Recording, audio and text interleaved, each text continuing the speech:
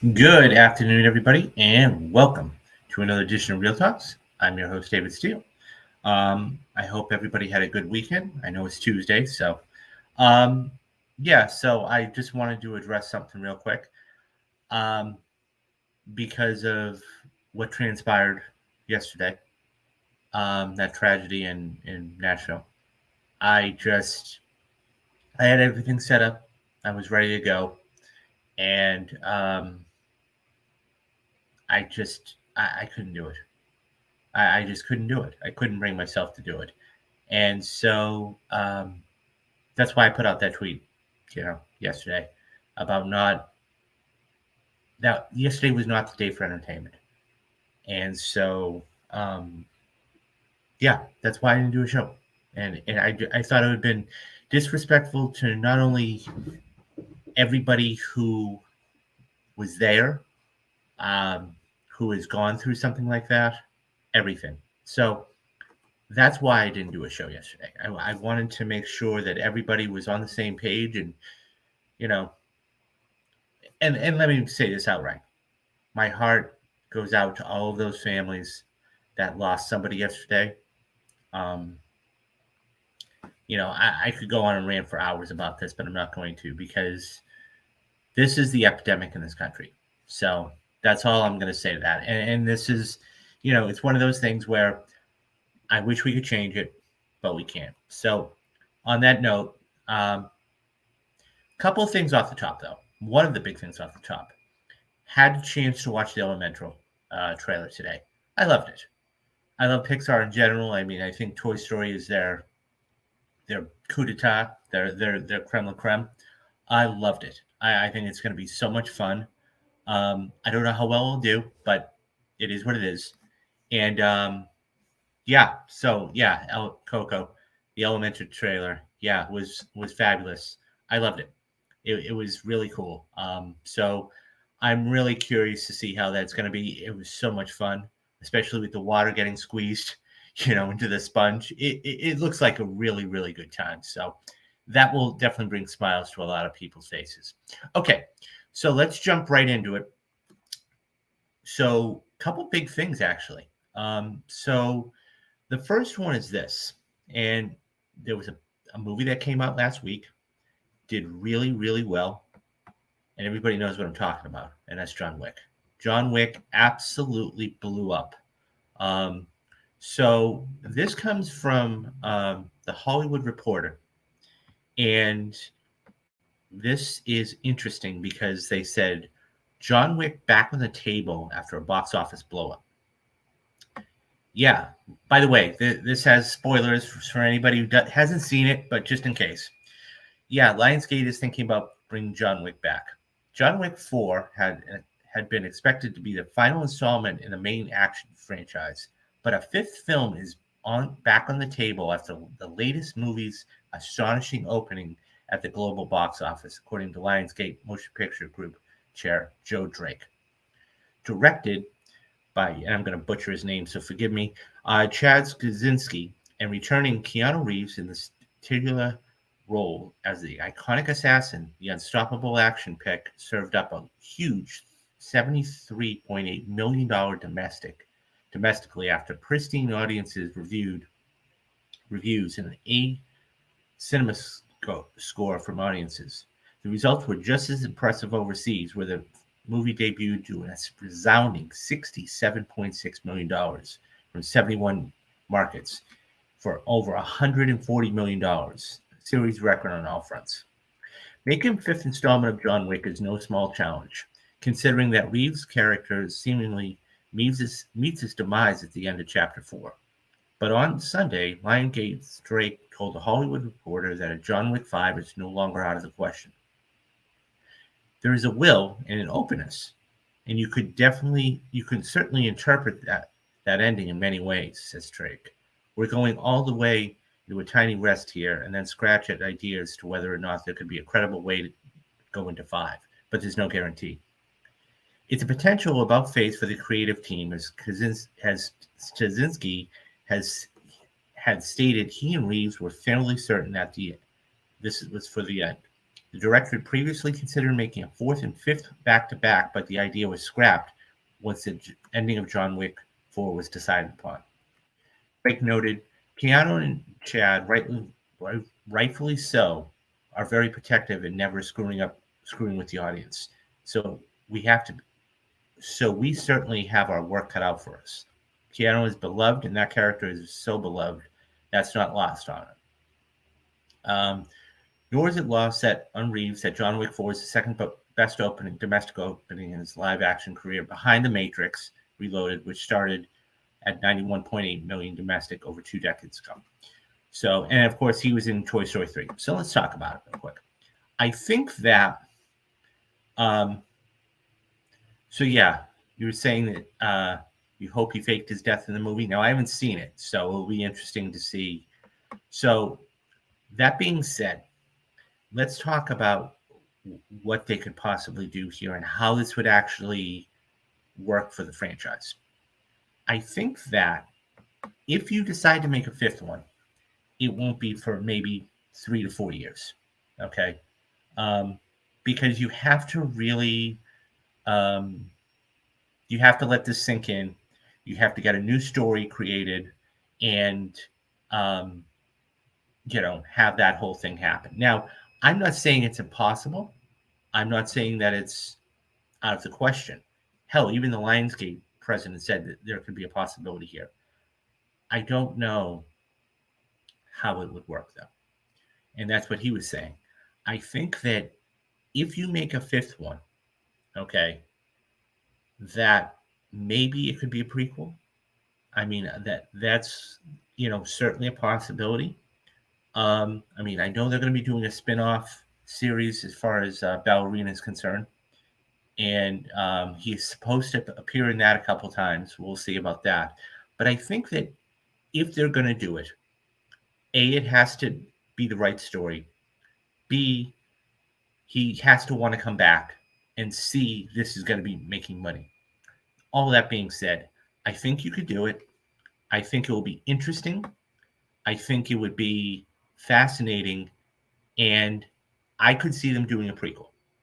I really, really, really could. So it's not out of the realm. It's not out of the realm, and it's not, but don't forget too, they've got a lot of other stuff lined up. So this isn't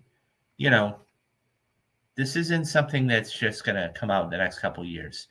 I think it'd be fascinating though. I mean, sometimes you just got to leave well enough alone, and that's it. I think I don't know. This is one of those movies that you have to debate. No, that's okay. That's okay. I hadn't seen it, and I hadn't seen any of the John Wicks, Coco, so it wasn't that big of a deal. So don't worry about the spoiler. So this is fascinating because here's the thing.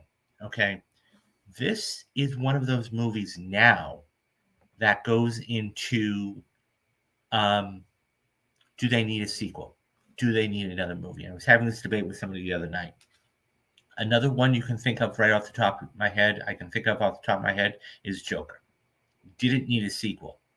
Sure, it could use a sequel, but does it need it? I don't know. Now, look, it made $1 billion. All that being said, though, I think that this would be a fascinating thing. But like I said, you're probably not going to see a sequel for several years down the road. And it's one of those things where if they do it, I just hope they put the right story to it. But what do you think, guys? Do you think they should make a John Wick 5? If so, what kind of story would you like to see? And would you like to see Keanu come back?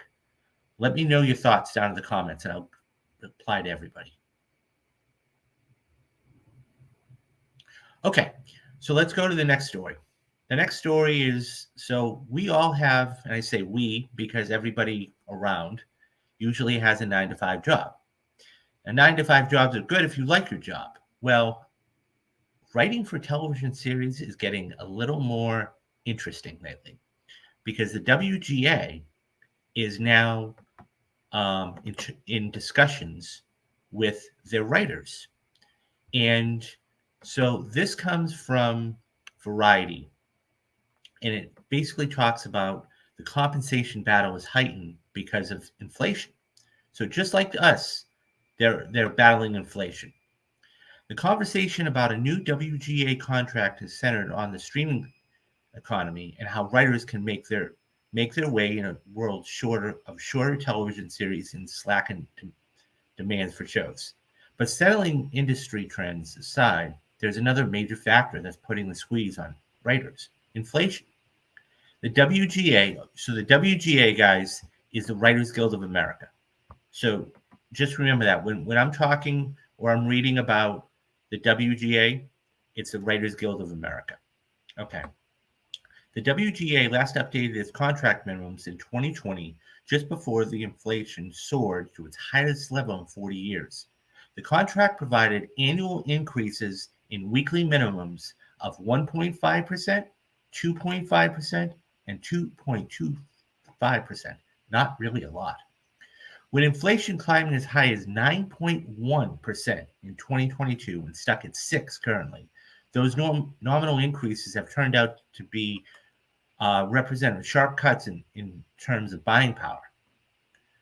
So the WGA has already indicated it is seeking well above the standard 2 to 3% annual increase. This should come as no surprise. Unions across the board are negotiating first-year wages in the order of 5 to 7%, the highest in decades. So this is where it gets a little. I'm going to give you a couple numbers here, and you just bear with me. The current guild minimum for a television writer/producer is $7,412 a week. Now that's before taxes. Keep that in mind.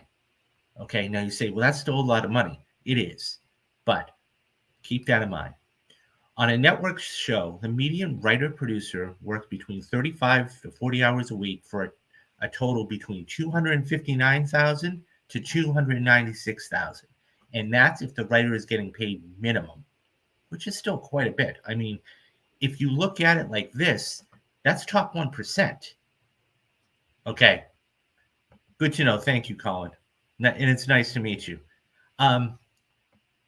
So that's still a lot of money.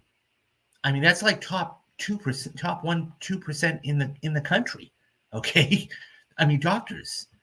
Okay. So most experienced writers can negotiate something above that, though, through their agents. And for showrunners and executive producers, it's well above that.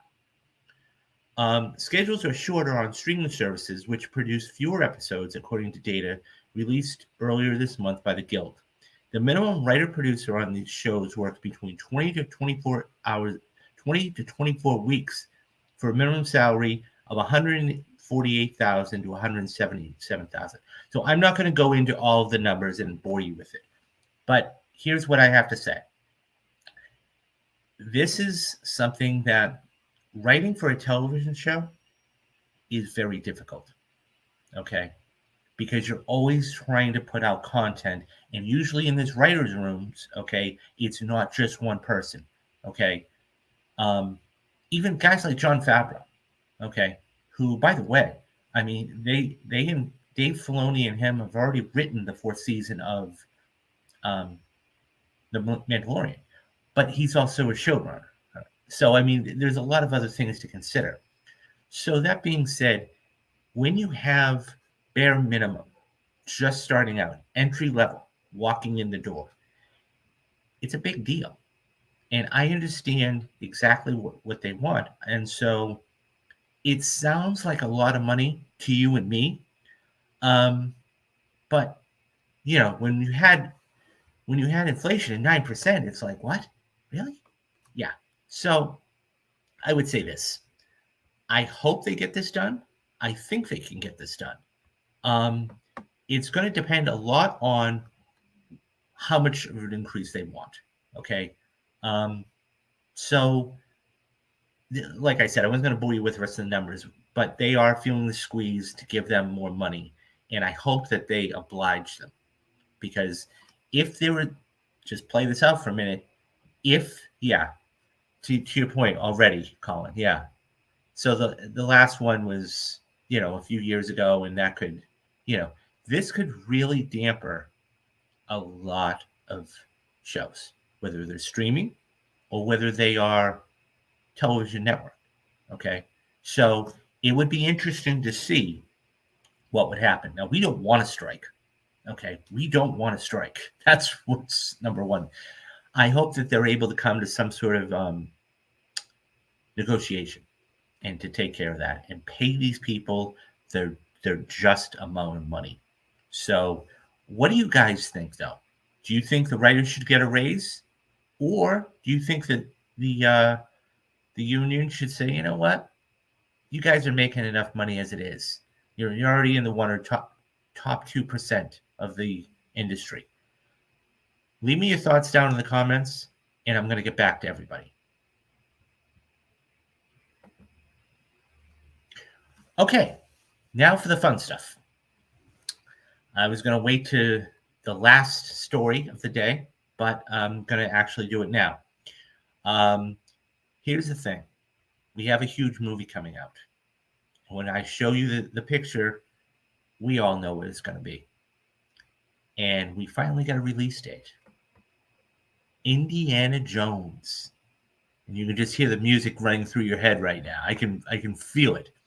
One of the most iconic franchises ever put on the screen.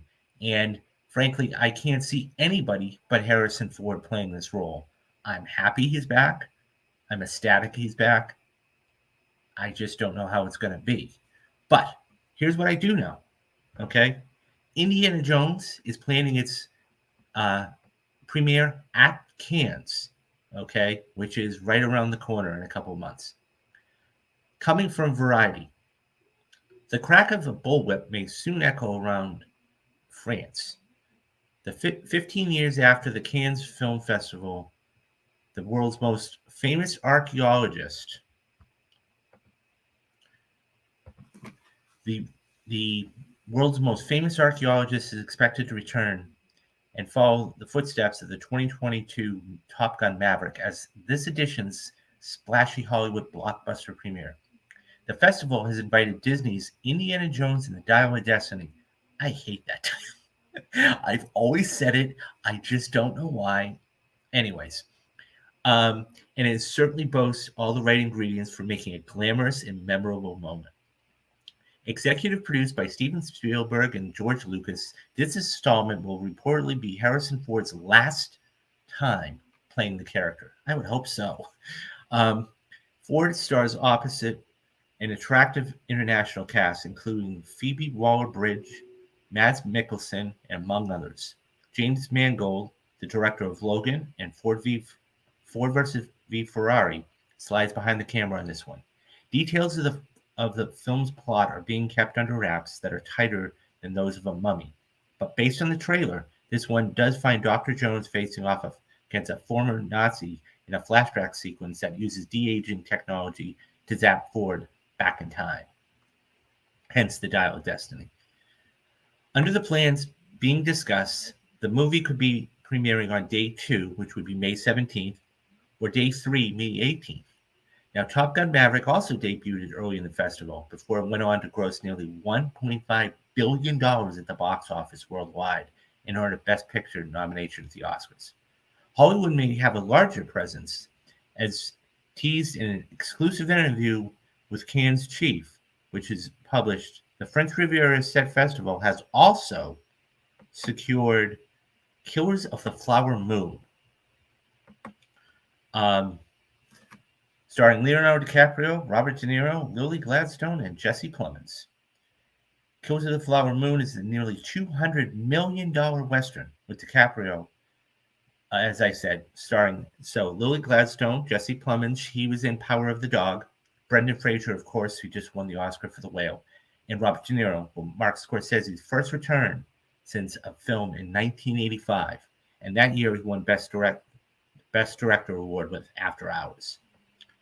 And so there are other films being premiered there, including Wes Anderson's Asteroid City, which has a big cast in itself. Tom Hanks, Margot Robbie, Scarlett Johansson, Tilda Swinton. So the official selection will be April 13th. This is huge. This is huge. I can't wait. The Indiana Jones is one of the biggest names in film, and so um, says if they ever decide to reboot this series, it will never hold up with Harrison Ford's performance. No, no, it won't, because Harrison Ford. There are very few actors that you can equate a um, a role to. I mean, whether it's Han Solo, and by the way, played by the same actor, or Indiana Jones, or anything else. Um, you know, so imagine if we see another Indiana Jones at 90 do action stunts. Now, this is it for him. He's already come out and said that. And I'll be honest with you, I think he's done it. I mean, I know he's in that Shameless, right? No, it's not Shameless. He's in a streaming show right now. He's going to keep acting, but it's going to be interesting to see. But this is going to be, I'll be curious, in all honesty, Colin, though. I'll be interested to see how much press he does, because he is the face of the franchise, right? Even though it's the last one, you're going to be very interesting to see. I mean, obviously, he's going to be going to Cannes. Be curious to see how the junket is. But it's nice to know we're finally getting a date for Indiana Jones. And it's one of the most anticipated movies of the year. And I can't wait to see this. This is going to be an absolute great ride. Now, the one thing I'm going to say is this. This does have an absolutely huge budget. So, and last time I looked, it was almost $300 million. And the reason for that was the de-aging. In the trailer, it looks very, very good. And I mean, it'll be very interesting to see. Yeah, definitely the movie of the year. I would say one of the movies of the year, without a question. I'll be honest with you, I'm hanging my hat on Mission Impossible. Okay, because while this is going to do huge numbers, the fact is, and you might be right, Colin. You might be right, because this is his last movie. I think that it's going to do big numbers, and it's going to do big numbers for a few weeks, because this is coming out the 30th of June, and Mission Impossible isn't coming out till the 14th. So it's going to have 2 weeks, and it's all going to really, really depend on, is it a good story? So we'll see. Yeah, I can't wait for it. It's going to be fabulous. May, honestly, I mean, we got Dungeons and Dragons this week. We got, Air, and we've got Super Mario the week after. We've got all these great films coming up, and we're going to be doing spoiler casts for all of them. Guys, which one of these Indiana Jones is your favorite? Is it Raiders of the Lost Ark? Is it Last Crusade? Is it, I don't know, Kingdom of the Crystal Skull? Anyways, leave me your thoughts down in the comment section, and I'll get back to everybody.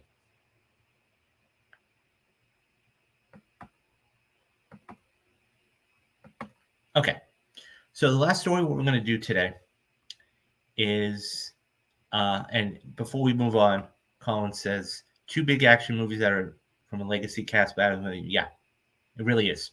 Because you have the final, this is going to be part 1 of the final one. And then, of course, you have Indiana Jones. Nothing can top Raiders of the Lost Ark. Yeah. That movie was so iconic in so many different ways. And really, so before we get on to the other topic, to address your point, if you look at Harrison Ford, for almost 20 years, he had 2 huge franchises locked up. He had, of course, Star Wars, and he had the Indiana Jones franchise. And it's just amazing to see what can happen. And they were original. So truth be told, I am going to be doing later on this year, because there is a ton of great movies turning certain ages. I'm going to be doing a happy birthday movies video. And in this video, I'm going to be talking about films that are turning 10 and 20 and 30 and 40. And of course, we've got some fantastic movies turning 40 this year. And actually, Temple of Doom will be turning 40 next year. So look out for that. So as we move into the final topic of the day, this one's a little gloomier, but understandable. And Disney. Disney has been, going through a lot of turmoil lately. Okay, whether it's the Victoria Alonso case, now that what happened with Jonathan Majors. And by the way, since I didn't cover the Majors story the other day, which by the way I knew was going to be big, okay, I'm going to be doing that for the roundup. So, and I did a whole 3-hour space. Excuse me. I did a 3-hour space about the whole Jonathan Majors. So if you want to go to my Twitter and look at that, you'll be able to see that. And so there was over 70 people in there, and we all were putting some really good comments in there. Anyways, so Disney is going. Yesterday, they said they were going to lay off 7,000 people. Today, according to Variety, they were going to shut down the Metaverse unit as part of its first wave of layoffs. As part of a company-wide cost-cutting effort, Disney has axed its cross-divisional next-generation storytelling and consumer experiences group, which encompassed the Mouse House's Metaverse's ambitions. Bear with me here.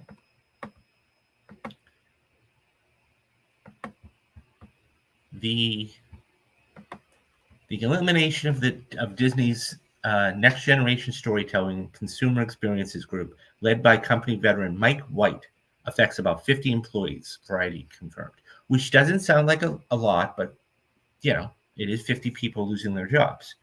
The news was first reported by the WSJ, the Wall Street Journal, and a Disney rep declined to comment.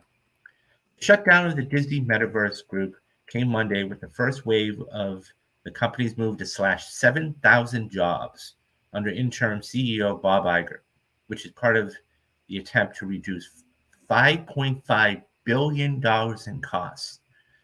Following this week's layoff, there will be a larger second round wave of cuts next month. Iger told employees in a memo Monday, so a final round of layoffs will hit, quote, before the beginning of the summer, end quote, according to Iger. So we're talking probably June. This is probably about 5 or 6 weeks. In early of 2022, then CEO Bob Chapek appointed White to a new role coordinating the company's metaverse efforts. As senior VP of the division, White, who had worked with Disney for more than a decade, was tasked with developing company initiatives that combine, quote, physical and digital worlds, end quote. Chapek wrote in a memo to staff at the time. Disney had also hired Mark Bosson, a top Apple gamer executive, a senior creative lead for the next generation storytelling and consumer experience team.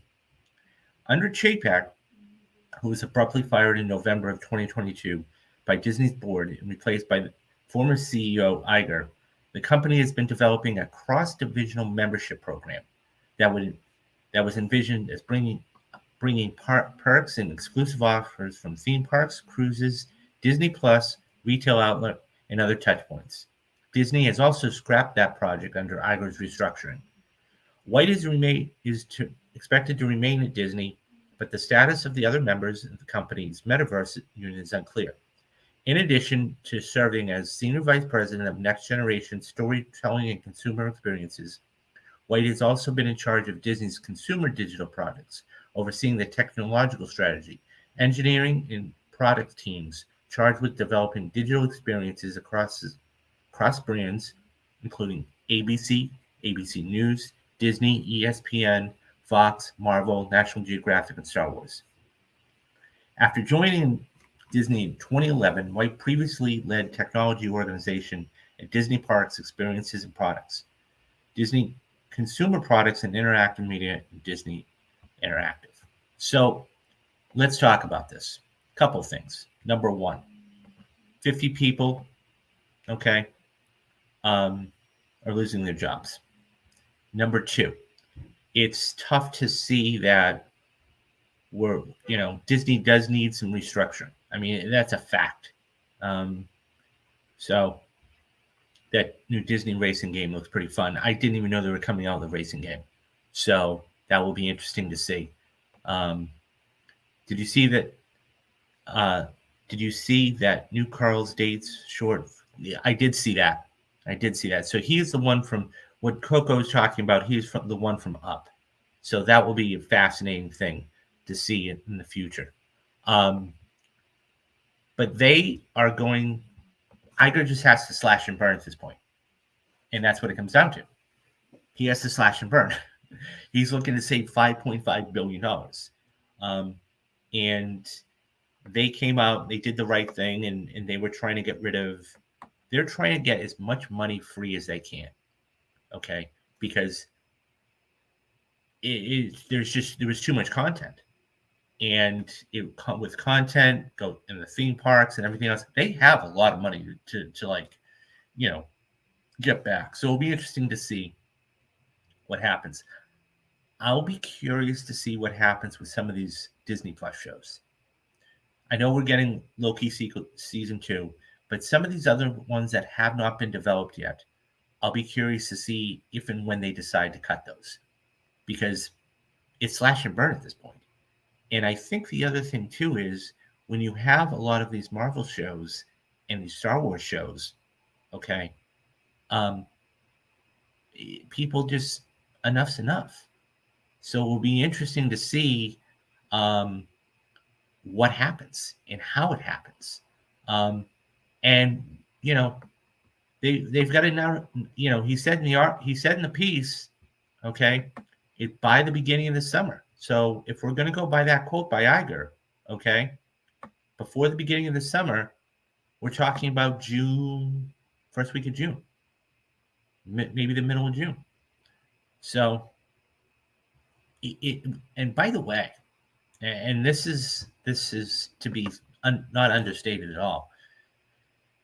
In that piece, if you scroll all the way down to the bottom, there is 2.5 to 3 full pages of all of the layoffs in the tech industry. I mean, whether it's Facebook, whether it's Amazon, whether it's Disney, whether it's FX, whatever it is, there are layoffs going on around the tech industry. So it will be interesting to see what happens. I think that, we're going to hear more about it too. And so, those people that lost their jobs, they're going to be able to go get a job anywhere they want. So, they'll look, maybe they'll take some time off, they'll look, but when they see Disney on the resume, they worked, assuming they've got good references, they'll be able to get any job they want in very quickly too. Not just, it won't take them that much time. That's what I'm getting at. It will not take them that much time to get another job. So I don't feel too bad for them. But yeah, so Disney's going through some stuff right now, to say the least. And we'll see what happens. I think Iger is definitely going to have to tiptoe around this whole thing, because and we'll talk about it later on this week, on the roundup. But this whole Jonathan Majors thing throws a monkey wrench into everything, and so, anyways, that's all I have for today.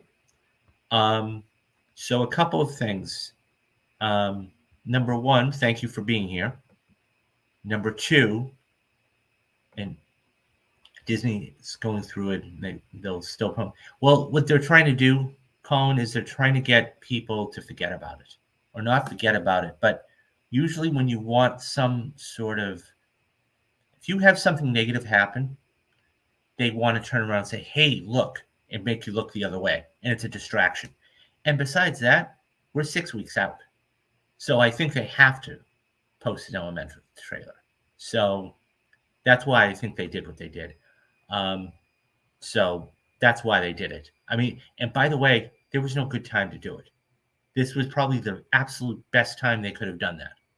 You know, um, not on a Friday, so not on a Monday, but right in the middle of the week. So, but that being said, I have some interesting things I'm trying to put together.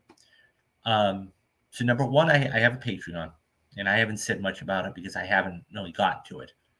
Um, so on this Patreon, I have, well, there were five, and I've narrowed it down to three. Okay, $4, $7, and $15. I have a couple of shows that I'm trying to get together. Okay, one of them is Mob Mondays. Okay, this is so if you go on the channel, there is actually one video there. It will be a little different, but I'm going to be doing all of your favorite mob movies. Scarface, The Untouchables, The Departed, which we actually did, um, The Godfather, all of your favorite mob movies. Okay, those will drop every Monday. Rewatch Wednesdays. These are films that I've seen before, but I haven't seen in a long time, and um, I want to sit down and watch again. And so I will sit down and watch those again and give you guys the analysis and what I remember, what I don't remember, how good it was, everything else. That so for $4 we'll get you one video. $7 will get you two videos. Okay. If you do $15 a month, you'll get all three. And the third one is going to be Flashback Fridays. Flashback Fridays is something I started about 6 months or a year ago. And I started doing the Marvel movies. And I started doing them, it was a podcast, but I'd like to translate it into video. And actually, speaking of Marvel, Infinity War is going to be celebrating its 50th anniversary, okay, at the end of next month. And I'm going to be doing a 5-year anniversary trailer or release about Infinity War. How many times I saw it in the theater, who I saw it with, all of that fun stuff. I'd love to get your thoughts and comments on that. Anyways, but we're going to go one by one by one by one in chronological order. Iron Man, and then every single, and that is going to be another video. And as I said, all three is going to get you, it'll be $15 a month, and it'll get you access to all three of them. So I'm trying to get that. Yeah, I know. He says already? Yeah, I know, right? It's crazy. It's just, so going back to the happy birthdays videos. So there are a couple movies that I'm going to be talking about. Okay. So The Outsiders is turning 40 this year. Unbelievably. Speaking of Star Wars, Return of the Jedi is turning 40 this year. Unbelievable stuff. So yeah, it was just, I saw it in game on the release, and that is, no, absolutely. Absolutely, it was crazy. Because the thing is that it was the end of a 15-year saga through many, many movies, and you cared about the characters and everything else. So yeah, it's Endgame was crazy. You will never see a movie ever make that much money opening weekend again, ever. So, but yeah, so $15 a month will get you all three films, all three videos. So I'm trying to put that together, and not to mention the show. We've got spoiler cast coming up for you. We've got all this great stuff.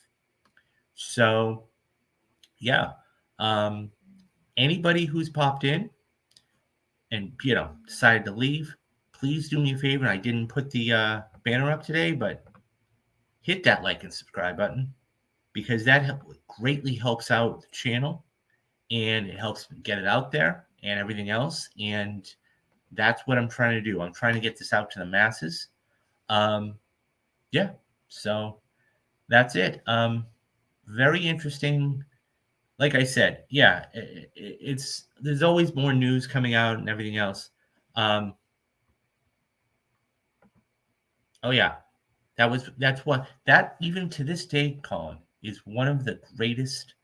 When we talk about greatest film um, moments, that's always in there. That's always in there. And the place exploded. I mean, so you want to have some fun, and I mean, I know you were one of the people in the theater. Go back and watch the theater reactions. It's so much fun to watch. Even that 2 minute scene and all of that stuff. It just, yeah. So that's what I'm trying to get together, and there's no timetable yet. I'm trying to get everything situated. But that's about it, guys. So as I said, hit that like subscribe button, hang with us, and we got a bunch of stuff coming up for you on the channel for the rest of the year. I think I have figured out. I'm going to give everybody a hint or tell you guys. April, April is the perfect movie is going to stay. So what I've decided to do quickly is the perfect movies is going to stay, but because I'm doing the Patreon stuff, I think we're going to get rid of the first reaction stuff.